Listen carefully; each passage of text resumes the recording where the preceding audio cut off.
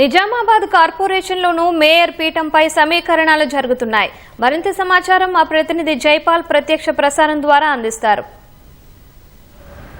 Right Lakshmi, Nizamabad జిల్లాలో జరిగిన municipal ఎన్నికల్లో హస్తం హవా కొనసాగింది. మొత్తం నిజామాబాద్ జిల్లాలో ఉన్నటువంటి దాదాపు 7 మున్సిపాలిటీల్లో కాంగ్రెస్ పార్టీ 5 మున్సిపాలిటీలను కైవసం చేసుకుంది. 2 మున్సిపాలిటీల్లో హంగు ఫలితాలు వచ్చాయి. అక్కడ ఆ 2 మున్సిపాలిటీలను కైవసం చేసుకునేందుకు ఆ కాంగ్రెస్ పార్టీ శతవిధాల ప్రయత్నం చేస్తూ ఉన్నది. ఇండిపెండెంట్లు అదేవిధంగా ఇతరులు గెలిచిన చోట వారందరినీ కూడా తమ వైపు తిప్పుకునేందుకు ఆ కాంగ్రెస్ పార్టీ వ్యూహాలు రచిస్తుంది.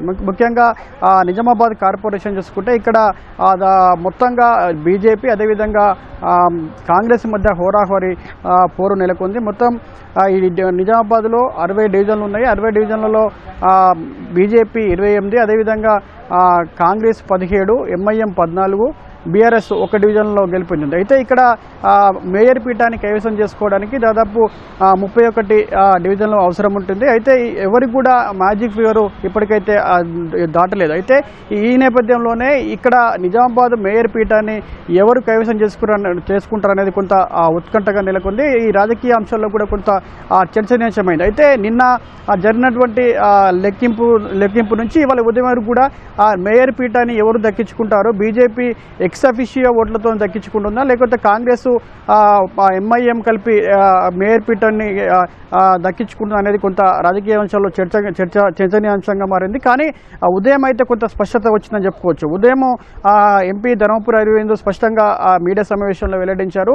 మేము ఈ నిజామాబాద్ కార్పొరేషన్లో ప్రతిపక్షంలోనే ఉంటాం, ప్రతిపక్షంలో ఉండి మేము కొట్లాడతామని చెప్పేసి అయితే ఆయన ఇంతకుముందే ప్రకటించినట్టు పరిస్థితి ఉంది. ఎందుకంటే బీజేపీ పార్టీకి 28 స్థానాలు రావడం జరిగింది. 25 ఇంకా మేయర్ పీఠాన్ని అధిరోహించడానికి దాదాపు 31 స్థానాలు అవసరం ఉంటుంది. అయితే ఇదే ఎక్స్ అఫిషియో కూడా వాళ్ళకు ఒక అర్బన్ ఎమ్మెల్యే అదేవిధంగా ఎంపీ ఆ 2 ఎక్స్ అఫిషియో సభ్యులు ఉన్నారు. అవి 2 కలుపుకున్నా కూడా బీజేపీకి 30 మ్యాజిక్ ఫిగర్ ఉంటుంది. అయితే ఇక కాంగ్రెస్కు చూసుకుంటే కాంగ్రెస్ పార్టీ 17 స్థానాల్లో గెలుపొందింది, ఎంఐఎం 14, బీఆర్ఎస్ 1. అయితే ఇప్పటికే బీఆర్ఎస్ నుంచి గెలిపినట్టు ఎవరైతే కార్పొరేటర్ ఉన్నారో ఆయనను కాంగ్రెస్ పార్టీ తమ వైపు తిప్పుకునేందుకు ప్రయత్నిస్తుంది. బీఆర్ఎస్ డివిజన్ కార్పొరేటర్ కూడా తమ కాంగ్రెస్ పార్టీకి మద్దతు ఇచ్చేందుకు కొంత సానుకూలంగా ఉన్నట్లు మనకు స్పష్టంగా తెలుస్తుంది. అయితే కాంగ్రెస్ 17, ఎంఐఎం 14, బీఆర్ఎస్ 1 కలుపుకుంటే 17, 14, 31, ఒకటి 32. అంటే దాదాపు మ్యాజిక్ ఫిగర్ 31 కాబట్టి 32 డివిజన్లు బలం ఉంటుంది. కాబట్టి కాంగ్రెస్, ఎంఐఎం, బీఆర్ఎస్ కలుపుకొని మేయర్ పీఠాన్ని అధిరోహించే అవకాశాలు అయితే మాకు స్పష్టంగా కనిపిస్తున్నాయి. ఇదే అంశంపైన కూడా సాయంత్రము ముఖ్యమంత్రి రేవంత్ రెడ్డి ఎక్కడైతే హంగు ఏర్పడ్డటువంటి మున్సిపాలిటీపై చర్చించే అవకాశం ఉన్నట్లు తెలుస్తుంది.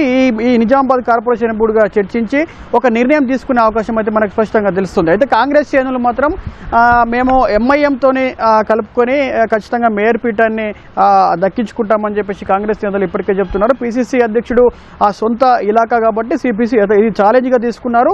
ఎన్నికల ప్రచారం నుంచి కౌంటింగ్ అదేవిధంగా పోలింగ్ వరకు కూడా కాంగ్రెస్ నేతలు అదేవిధంగా పిసిసి అధ్యక్షుడు ప్రతిష్టాత్మకంగా తీసుకొని ఇక్కడ ప్రచారం నిర్వహించి పోలింగ్ వరకు కూడా ఇక్కడే ఉన్నారు. నేను రాత్రి కూడా మీడియా సమావేశంలో మాకు ఒక కాంగ్రెస్ పార్టీకి ఓటేసినటువంటి ప్రజలందరూ కూడా ధన్యవాదాలు చెప్తున్నాము. మున్సిపాలిటీలను మేము చేసినటువంటి అభివృద్ధి సంక్షేమ పథకాలను చూసి ప్రజలందరూ కూడా మా కాంగ్రెస్ పార్టీని ఆదరించాలని చెప్పేసి ఆయన ప్రకటించడం జరిగింది. అయితే రాత్రి మీడియా సమావేశంలో మాత్రం కొంత బీజేపీ ఎంఐఎం కొంత మత విద్వేషాలు రెచ్చగొట్టి ఓట్లు దండుకుంది. బీజేపీ ఏదైతే ఇందూరు మన ఇందూరు మన మేయర్ అనే నినాదంతో ముందుకెళ్ళింది. ప్రజల్లో కొంత మత విద్వేషాలు రెచ్చగొట్టే 25 స్థానాలు గెలుపొందింది. అటు ఎంఐఎం కూడా మత విద్వేషాలు రెచ్చగొట్టి కొంత 10 నుంచి 14 స్థానాలు గెలుపొందని చెప్పేసి ఆరోపించిన పరిస్థితుల్లో ఇవాళ ఉదయం మాత్రం కాంగ్రెస్ శ్రేణులు అదేవిధంగా పిసిసి అధ్యక్షుడు కూడా ఎంఐఎంతోనే కలుపుకొని మేయర్ను దక్కించుకోవాలని చెప్పేసి చూస్తున్నట్లయితే మనకు ఇక్కడ సంకేతాలు స్పష్టంగా కనిపిస్తున్నాయి.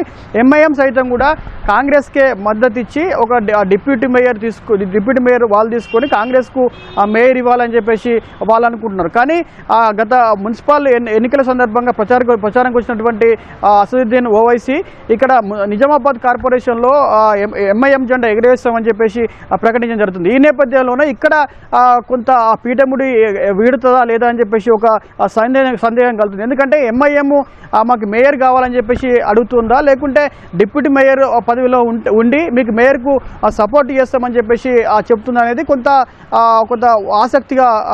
ఆసక్తిగా మారినటువంటి పరిస్థితి ఉంది. ఈ నేపథ్యంలోనే మరి నిజామాబాదు కార్పొరేషన్పై కాంగ్రెస్ జెండా ఎగురుతుందా లేక ఎంఐఎం జెండా నిలబెడతారనేది కొంత రాజకీయ అంశాల్లో చర్చనీయాంశంగా మారింది. సాయంత్రం అయితే దీనిపైన సాయంత్రం ముఖ్యమంత్రి రేవంత్ రెడ్డితోనే మంత్రులు అదేవిధంగా పిసిసి అధ్యక్షుడు సమావేశం తర్వాత ఈ నిజామాబాద్ కార్పొరేషన్లో కాంగ్రెస్ లేదా ఎంఐఎం మేయర్ పీఠాన్ని అధిరోహిస్తుందనేది కొంత స్పష్టత అవకాశం ఉంది. ఇది నిజామాబాద్ నగరానికి సంబంధించినటువంటి మేయర్ ఎంపిక సంబంధించినటువంటి తాజా పరిస్థితి. Over to studio.